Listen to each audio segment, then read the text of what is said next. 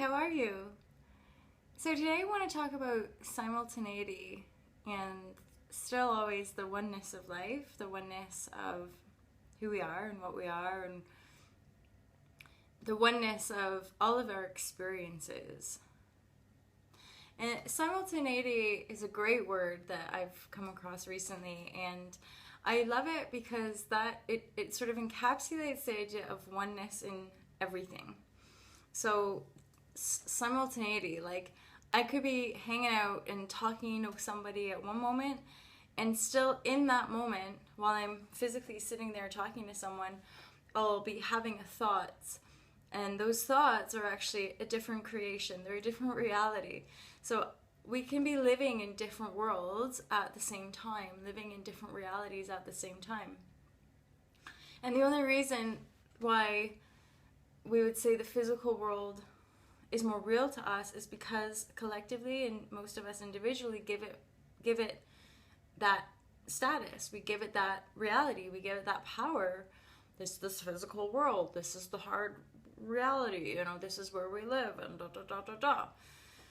And also, and that's imprint. That's like a choice. Collectively, we've all made that. Like, yeah, this is the world. And so the awakening process is enlightening ourselves to see far, far beyond that in this simultaneity, in this idea that we are all actually living,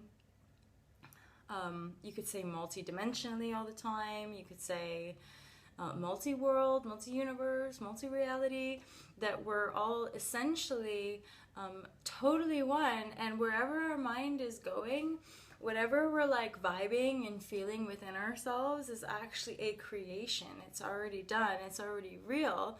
Now, whether or not we actually physically make that certain reality manifest, it doesn't matter, because really this material world that we perceive isn't more real than anything we experience our imagination. Anything we create in our imagination really is just as real as that what we're perceiving in our heart or physical externalized reality.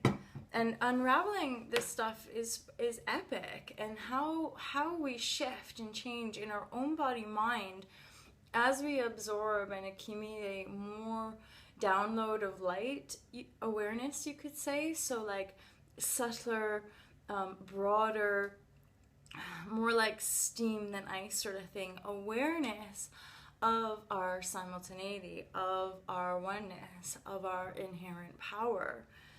And I'm finding this because I'm starting to come across some arrogance, and I know what that is triggering, my own arrogance in me, and thinking I know what to do, and thinking I know the best way, of thinking this is how it should be for me, or this is how it should go, and practicing really dropping the arrogance. Now what I'm feeling is deeper rest, deeper sense of rest, and also like a deeper forgiveness of myself for ever thinking I knew how to do it alone, or for not trusting myself or my being for so long. So there's this sort of deep peeling back of undeserving, unworthy, or just almost like a letting go, like a forgiving and letting go of everything. And then rebirthing from this sense of broader awareness, rebirthing from this sense, hence why I choose to sit and do these vlogs and not necessarily go to group meetings, or not necessarily go to things that I'm not inwardly guided to go to, because I'm very, you could say, like diligent with my own energy. I have to be. That's what it feels like to me. That I don't just want to talk to anybody about the weather, and I don't just want to talk to anyone about, or get involved in certain level conversation, because it does not align with who I am. It does not resonate. As I come into my focus, as I come into myself and continue to drop the false layers or the false beliefs, I'm amazed at how much time I'm able to spend alone, how little distracting desires come up, that I can sense it intuitively more instantly in the moment, i.e., yes, I'm going to do that, or no, I'm not going to do that. Today, first time in a while, I cleared my vision board and I thought, I just want it to be white and I want Merkaba. I want this sacred geometric piece on my vision board, but nothing else. Like no goals, no intentions, no what am I going to do this time next year? Like it's almost like I've been there, done all of that, and now I just want to be. It's done already, right? I just want to be. So I'm really lucky I'm dog sitting right now, so I'm forcing me to get out and walk every day. And moving through my life, I'm still aware of like, this is a past creation. Just ride it out. You're already over it, kind of thing. And again, it can sound really weird when our life externally, even from a rational mind perspective, in our own mind, can be like, yeah, but my life is fine. Everything's fine. It's cookie cutter. I make enough money and I should just be happy with what I have. And yet, we have these desires. You know, I have this sense of, no, I want my life to be like this, actually. This has been a fun interlude, but no, this is what I want. I can feel it. I can feel the integrity. I can feel the maturity. And all it is breaking through the fears of the past that still make me afraid of that person, of that strength, of that maturity, of that conviction.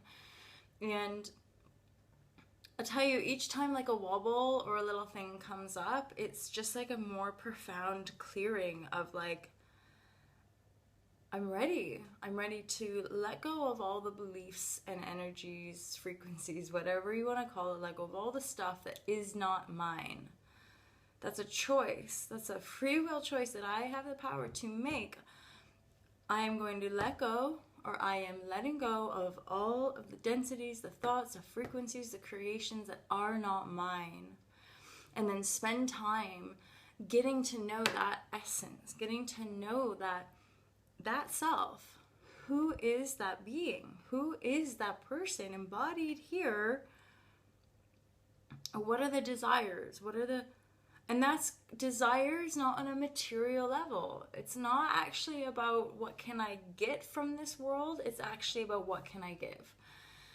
When I'm attuned to my essential self, what can I give? How can I be of highest service? And that's, for me, a lot of why I'm feeling more committed to not being distracted, to not just throwing my energy around and getting caught up in this group or that group or any other group for that matter. Because I'm not 100% sure for me that that's in my highest good or in the highest good for all. So I have to stay committed to my own integrity, to my own alignment, so that indeed I can be of service and that I can be of service to the highest order of the totality, not just a little pocket or not just sort of one of those, massaging our own issues or our own drama, something much more expansive. And this is, again, to me, how I connect to it is like, this is a collective consciousness movement. This is a global movement. This is a mass awakening. This is something that's happening in this whole universe, not just what we think is this world. This whole universe is undergoing like an expansive shift, and we'll all continue to grow and expand with it. So this is limited. This, even though it's like it can feel all consuming, this experience in these bodies is still a limited experience, and it's still temporary in regard to how we're choosing to be in these forms. All of us are going to at some point choose to leave these forms, more than likely, because the learning on this density, the learning on this level will close. It will be like, thank you for all that learning, and now continue off on our infinite travels. So I hope that was useful to you. I had to do a couple of retakes, but that's okay. Have a really gorgeous day, and I hope to connect to you and speak to you soon. Peace, peace, peace. Namaste. Take care. All to love. All to love.